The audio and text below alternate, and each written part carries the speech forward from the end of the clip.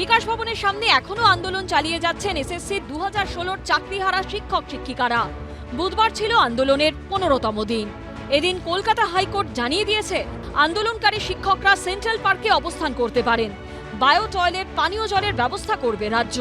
50 থেকে 100 জন আন্দোলনকারী সেন্ট্রাল পার্কে থাকুন, কিন্তু কোনো সরকারি কর্মচারী যেন আহত না হন।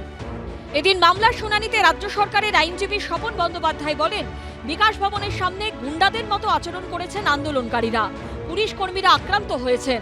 রাজ্য সরকারের আরেক আইনজীবী কল্যাণ বন্দ্যোপাধ্যায় অভিযোগ করেন, অন্তঃসত্ত্বা মহিলাকে পর্যন্ত আটকানো হয়েছে। অভিযোগ খতিয়ে দেখুন, এরা কি শিক্ষক? বিকাশ ভবনের দরজা, পুলিশের ব্যারিকেড ভেঙে ফেলা হয়েছে। একজন আরেকজনের উপর উঠে দেওয়াল পেরোচ্ছেন। এরা আমাদের রাজ্যের শিক্ষক? তখন বিচারপতি তীর্থঙ্কর ঘোষ বলেন, এই আন্দোলনের জন্য কি অনুমতি নেওয়া হয়েছিল? আপনারা শিক্ষকের মতো আচরণ করুন, দুজনকে থানায় যেতে বলুন, গিয়ে বলুন যে কারা ছিল, আমরা এই দুজনকে কিছু করব না, রাজ্য রিভিউ করছে। অভিষেক মনু সিংভির মতো আইনজীবী তাদের হয়ে লড়ছেন। সুপ্রিম কোর্ট পরীক্ষা নিতে বলেছে, আমরা কি করব?